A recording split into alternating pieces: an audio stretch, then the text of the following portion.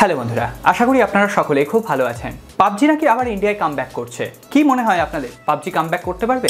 হ্যাঁ, এই ধরনের কিছু খবর রয়েছে আজকের এপিসোডে। এছাড়াও স্যামসাং S21 সিরিজ, অ্যাপেলের আইফোন 12 সিরিজকে নিয়ে যে বিতর্কগুলো চলছে সেগুলো আরও উত্তেজিত হয়ে উঠেছে। এছাড়াও অন্যান্য যে সমস্ত ফোনগুলো বা যে সমস্ত নিউজগুলোর জন্য আমরা ওয়েট করেছিলাম, যেমন ধরুন না রেডমি নোট 10, নোট 10 প্রো, এই সমস্ত ফোনগুলোরও কিন্তু কনফার্মেশন চলে এসেছে কবে লঞ্চ করবে, কোন প্রাইস পয়েন্টে লঞ্চ করবে।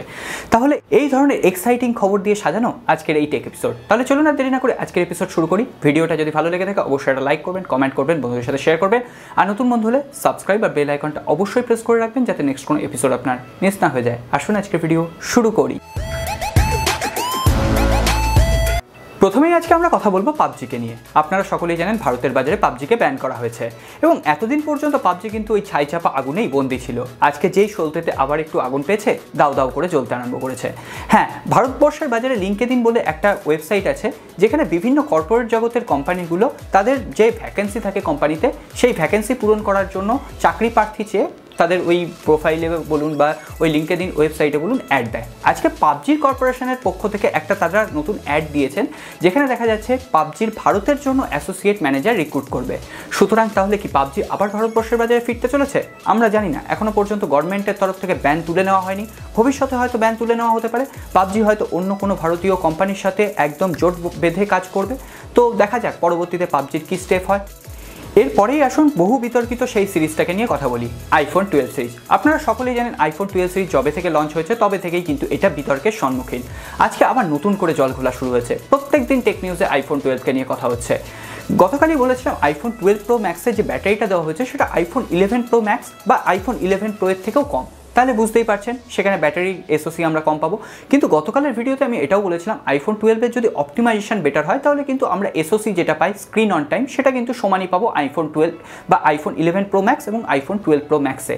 কিন্তু আজকে একটা নতুন রিপোর্টে শোনা যাচ্ছে যে যেহেতু আইফোন 12-এ 5G রয়েছে এবং 5G নেটওয়ার্কের সাথে এটা কিন্তু 20% ব্যাটারি লেস হয়ে যাচ্ছে, অর্থাৎ ব্যাটারি কনজিউম এখানে বেশি হচ্ছে 20%। সো বুঝতেই পারছেন একেতেই ব্যাটারি কম, তার উপরে আবার ব্যাটারি ড্রেন প্রবলেম রয়েছে 5G নেটওয়ার্কের সাথে। আগের দিন বলছিলাম যে ডুয়েল 5G মোড কাজ করছে না। বহু বিতর্ক চলছে আইফোন 12 সিরিজকে নিয়ে, আর আমি বলতে বাধ্য হচ্ছি আইফোন 12 সিরিজ কিন্তু একটা বড় জিজ্ঞাসার মুখে, বড় প্রশ্নচিহ্নের মুখে।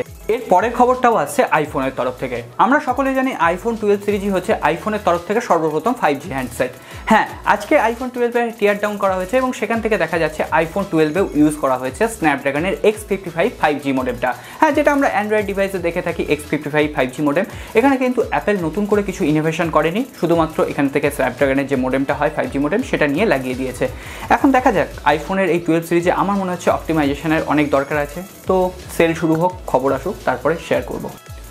অ্যাপেলের কথা যখন বললাম তাহলে স্যামসাংই বা বাদ যায় কেন? গতকালের এপিসোডে আমি স্যামসাংকে নিয়ে কথা বলেছিলাম স্যামসাংয়ের S21 সিরিজ আগামী বছরের জানুয়ারি মাসে লঞ্চ করবে। তো সেক্ষেত্রে গতকাল কিছু ছবি সামনে এসেছিলো এবং আজকে আইস ইউনিভার্সের রিসেন্ট টুইটার হ্যান্ডেল থেকে আমরা আরও দুটো ডিসপ্লের ছবি সামনে পাচ্ছি। একটা হচ্ছে S21 আলট্রা, একটা হচ্ছে S21 প্লাস। এবং বেজেল প্রায় নেই বললেই চলে, সামনে একটা পাঞ্চল ডিসপ্লে। তবে কার্ভ ডিসপ্লে আছে কিনা এখনই বোঝা যাচ্ছে না। আপনাদের কি মনে হচ্ছে কার্ভ ডিসপ্লে আছে? অবশ্যই কমেন্ট বক্সে লিখে জানান। এরপর একটু অনারকে নিয়ে কথা বলি। আপনারা সকলেই জানেন হুয়াওয়ের একটা সাব ব্র্যান্ড হিসেবে অনার কাজ করে। ভারতের বাজারে বিভিন্ন ফোন একসময় তারা লঞ্চ করতো, এখন তারা একটু চুপ করে গেছে যেহেতু হুয়াওয়ে জানেন আপনারা সকলেই অনেক দেশেই ব্যান করা হয়েছে। আগের দিন সুইডেনে ব্যান করা হলো।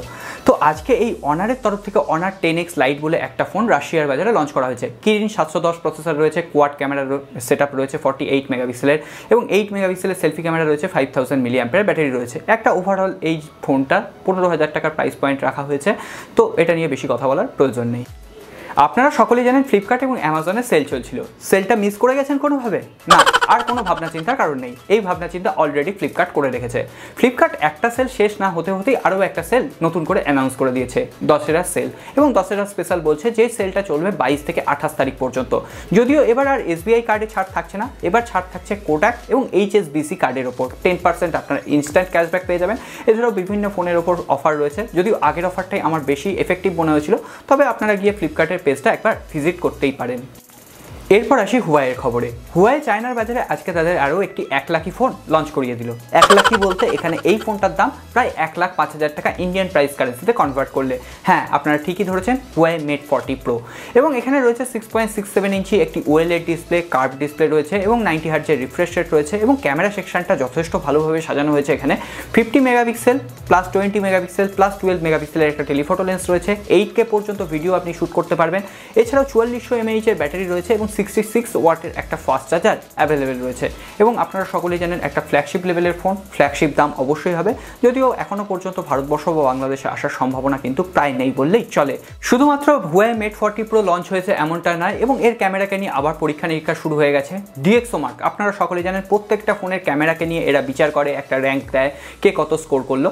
আজকে দেখা যাচ্ছে এই হুয়াই মেট 40 প্রো প্রায় 136 স্কোর করেছে। হ্যাঁ, যেটা একদম টপ লেভেলে রয়েছে। এতদিন পর্যন্ত আমরা রেডমি K30 আলট্রা এই সমস্ত আপনারা দেখতেই পাচ্ছেন লিস্টে এই সমস্ত ফোনগুলো ছিল। স্যামসাং S20 আলট্রা কিন্তু অনেকটা পিছনে রয়েছে। হ্যাঁ, এটার মধ্যে জল ঘোলা থাকে, অনেক জল মেশানো থাকে, আপনারা সকলেই জানেন, তবুও র্যাঙ্কিংটা জানানোর দরকার ছিল, জানিয়ে দিলাম। গত কয়েকদিনের আগের টেক নিউজে আমি আপনাদের সাথে শেয়ার করেছিলাম হুয়াই কিন্তু তাদের শেষ অস্ত্র নিক্ষেপ করে দিয়েছে। অর্থাৎ হুয়াই কিন্তু তাদের সর্বশেষ যে কিরিন চিপসেটটা তাদের কোনো একটা ফোনে ইউজ করে দিয়েছে, হুয়াই মেট 40 প্রো। তবুও কিরিন কিন্তু কখনোই থামার পাত্র নয়। কিরিন আজকে তাদের আরও দুটো প্রসেসর লঞ্চ করিয়ে দিয়েছে, কিরিন 9000E এবং কিরিন 9000। এখানে দুটো যে প্রসেসরই সেটি কিন্তু 5 ন্যানোমিটার টেকনোলজি বেস একটা প্রসেসর, এবং দুটো প্রসেসরের মধ্যে খুব একটা ডিফারেন্স আছে আমি বলবো না। তবে এখানে A77 এবং G78 আর্কিটেকচার রাখা হয়েছে এবং খুবই পাওয়ারফুল এবং পাওয়ার এফিশিয়েন্ট। আমি জানি না কোন মোবাইলে এই দুটো প্রসেসরকে ইমপ্লিমেন্ট করবে কিরিন, যদিও হুয়াইয়ের কোনো ফোনে এই প্রসেসর ইমপ্লিমেন্টেশনের সম্ভাবনা কিন্তু খুবই কম। দেখা যাক ভবিষ্যতে কোন ফোনের সাথে আমরা কিরিনের এই চিপসেটগুলোকে দেখতে পাই। এরপরে একটু জিওকে নিয়ে কথা বলি। আপনারা সকলেই জানেন জিও কিন্তু ইদানিং একটা অ্যাগ্রেসিভ ব্যাটিং করে যাচ্ছে। হ্যাঁ, জিও আর থামবার পাত্র নয়। জিও আজকে ভারতের বাজারে লঞ্চ করে দিয়েছে তাদের আরও একটা নতুন ব্রাউজার ইউনিট, হ্যাঁ, যেটার নাম দিয়েছে জিওপেজেস। আপনারা সকলেই জানেন কিছুদিন আগে এমআই যে ব্রাউজার ছিল ইন্ডিয়াতে ব্যান করা হয়েছে এবং ডেটা প্রাইভেসির কারণে। আপনারা সকলেই জানেন আজকে কিন্তু আমাদের কোনো ডেটাই আর সিকিওর নয়, সেটা ভারত বলুন, বাংলাদেশ বলুন বা যে কোনো কান্ট্রি বলুন। আজকে এই ডেটা প্রাইভেসির লক্ষ্যেই কিন্তু জিও এই সুযোগটাকে কাজে লাগিয়ে ভারতের বাজারে জিওপেজেস লঞ্চ করে দিয়েছে এবং বলা হচ্ছে এটা এন্ড টু এন্ড এনক্রিপ্টেড থাকবে, যেখানে আপনার ডেটা যেটা সার্ফিং করবেন বা কোনো ডেটা যদি সার্চ করেন সেটা একদম যে জিওর সার্ভার সেখানেই সুরক্ষিত থাকবে। জিও আর অন্য খারাপ কাজে এটাকে ইউজ করবে না। আমি জানি না, এটা সবাই তো বলে, তারপরে তো সবাই করে। দেখা যাক যদি এরকম কিছু না হয়, সেটাই মঙ্গল। এরপর আসুন একটু অন্যরকম তথ্য আপনাদের সাথে শেয়ার করি। ডিজিটাল চ্যাট স্টেশন অনেকেই নাম জানেন, তিনি একজন লিকস্টার এবং তার রিসেন্ট টুইটার হ্যান্ডেল থেকে আমরা বেশ কিছু এই ধরনের ফোল্ডিং ফোনের প্রফরমা সামনে পাচ্ছি, যেখান থেকে আমরা জানতে পারছি হুয়াক্সিং বলে একটি কোম্পানি এই যে ফোল্ডিং স্ক্রিনের ওপর কাজ করছে এবং ফোল্ডিং ফোনের ওপর যে প্লাস্টিকের একটা রিল থাকে ফোল্ডিং ফোনের ডিসপ্লের ওপর, যাতে ফোল্ডিংটা করা যায় ঠিকঠাকভাবে এবং সেটাকে আরও নমিনাল করার, আরও এটাকে পাতলা করার তারা চেষ্টা করছে, পরীক্ষা নিরীক্ষা করছে। এছাড়াও ফোল্ডিং ফোনে হায়ার রিফ্রেশ রেট যাতে ইউজ করা যায়, হায়ার টাচ স্যাম্পলিং রেট যাতে ইউজ করা যায়, তার উপরে কিন্তু তারা গবেষণা করছে। অর্থাৎ এই ধরনের থার্ড পার্টি যে কোম্পানিগুলো রয়েছে সেগুলোও কিন্তু এখন ফোল্ডিং ফোন বা ফোল্ডিং ডিসপ্লে তৈরি করার দিকে ঝুঁকছে। অর্থাৎ শুধুমাত্র স্যামসাং নয়, আমরা স্যামসাংয়ের কাছ থেকে ফোল্ডিং ফোন পেয়েছি, আমরা হয়তো এরপরে রেডমি বা শাওমি বা রিয়েলমির মতো কোম্পানির কাছ থেকেও কম দামে বাজেট ফোল্ডিং ফোন পাবো। তবে কিছুটা দেরি হবে। এই ধরনের পরীক্ষা নিরীক্ষা যত তাড়াতাড়ি সফল হবে ততই আমাদের হাতেই চলে আসবে ফোল্ডিং ফোন। এর পরের খবরটা আসছে রিয়েলমির পক্ষ থেকে। অনেকদিন কিন্তু রিয়েলমি চুপচাপ বসেছিল, আজকে আর চুপচাপ বসে নেই। রিয়েলমির যে ভারতীয় অফিসিয়াল সিইও আছেন মাধব সেট, কিছুক্ষণ আগে একটা টুইটার হ্যান্ডেলে টুইট করেছেন এবং তিনি এখানে একটা কোড দিয়ে দিয়েছেন এবং সলভ করার জন্য বলেছেন। হ্যাঁ, সলভ হয়ে গেছে এবং সেখান থেকে দেখা যাচ্ছে ফ্লিপকার্টে যে বিগ বিলিয়ন ডে চলছিল সেখানে সব থেকে বেশি ফোন বিক্রি হয়েছে, সব থেকে ইউনিট বেশি বিক্রি হয়েছে রিয়েলমির স্মার্টফোনে। অবশ্যই এটা একটা বড় অ্যাচিভমেন্ট রিয়েলমির পক্ষ থেকে। এটা গেল একটা দিক। রিয়েলমি সামনের মাসে হয়তো লঞ্চ করাতে চলেছে রিয়েলমি C19। হ্যাঁ, যারা C17 কিনবেন বলে ভাবছেন একটু ওয়েট করে যান, C19 খুব তাড়াতাড়ি চলে আসছে এবং আশা করা যায় বাংলাদেশের বাজারে এই ফোনটা আবারও আগে লঞ্চ করবে। হ্যাঁ, আমরা দেখেছিলাম C17 বাংলাদেশের বাজারে আগে লঞ্চ করেছিল, তারপরে ভারতবর্ষে এসেছিল, এবারও হয়তো সেটা হতে পারে। তবে রিয়েলমিকে অবশ্যই সাধুবাদ, কারণ রিয়েলমি বাংলাদেশের বাজারে খুব সুন্দর কাজ করছে। এরপর আসি আজকের সব থেকে বহুল চর্চিত খবরে, রেডমি নোট 10 সিরিজ। হ্যাঁ, আপনারা সকলেই জানেন রেডমি নোট 10 সিরিজকে নিয়ে একটা জলঘোলা চলছে। এ বলছে 108 মেগাপিক্সেল ক্যামেরা হবে, এ বলছে 5G হবে।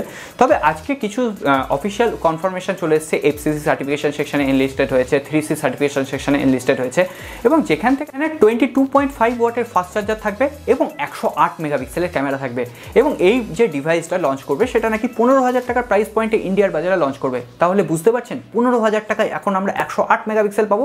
এছাড়াও যে আপার ভ্যারিয়েন্টগুলো আসবে Redmi note 10 pro, Redmi note 10 pro max, এখানে নাকি তারা দেবে 33 ওয়াটের ফাস্ট চার্জার এবং এখানেও থাকবে সেই 108 মেগাপিক্সেলের ক্যামেরা। এবং অনেকের মতেই এখন কোয়ালকম স্ন্যাপড্রাগন 750G বলে একটা প্রসেসর যেটা নতুন লঞ্চ করেছিল সেটা দিয়ে ফোনটা আসতে পারে। আবার অনেকেই বলছেন মিডিয়াটেকের ডায়মেনসিটি 800 এই প্রসেসর দিয়ে আসতে পারে। তবে যেই প্রসেসর দিয়েই আসুক না কেন মনে হচ্ছে এটা 5G সাপোর্টেড ফোন হবে, অর্থাৎ ওয়েট করে যাওয়াই ভালো। আমরা হয়তো নভেম্বর মাসে এটা চায়নার বাজারে দেখতে পাবো, তারপরে জানি না ডিসেম্বর মাসে হয়তো ইন্ডিয়ার বাজারে দেখতে পাবো। তো বন্ধুরা আজ এই পর্যন্তই। কেমন লাগলো ভিডিওটি অবশ্যই জানাবেন, ভালো লাগলে একটা লাইক করবেন, আর খারাপ লাগলে ডিসলাইক বাটনটা শুধুমাত্র আপনার জন্য। আর নতুন বন্ধু হলে অবশ্যই সাবস্ক্রাইব বাটনটা প্রেস করে দিয়ে যাবেন, আর বেল আইকনটা একদম প্রেস করতে ভুলবেন না, যাতে এই ধরনের এক্সাইটিং টেক নিউজগুলো আপনার মিস না হয়ে যায়। এরপর আসুন এক বন্ধুর কমেন্ট পড়বে। গতকালের এক বন্ধু কমেন্ট করেছেন অনুপাল, 91 মোবাইল আর গুগলে অনেক সাইট বারে বলছে রেডমি K30 আলট্রা 27শে নভেম্বর লঞ্চ হবে, সেটা কি সত্যি? প্লিজ জানাও। তো এখনও পর্যন্ত অফিসিয়াল কোনো কনফার্মেশন নেই বা এই ধরনের কোনো রকম 91 মোবাইলের একদম ট্রাস্টেড যে ওয়েবসাইট, সেই ওয়েবসাইটে গিয়েও আমি এই ধরনের লিঙ্ক খুঁজে পাইনি।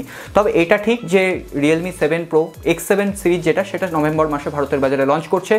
সো আশা করা যায় যে এই রিয়েলমি X7 প্রোকে বিট করতে গেলে রেডমি K30 আলট্রাও ইন্ডিয়ার বাজারে আসার সম্ভাবনা রয়েছে, এবং সেটা হয়তো নভেম্বরে না হলেও ডিসেম্বরে আমরা পাবো। তবে যখনই আসুক না কেন এটা যে একটা great value for money device হবে সেদিকে কিন্তু কোনো রকম সন্দেহ নেই।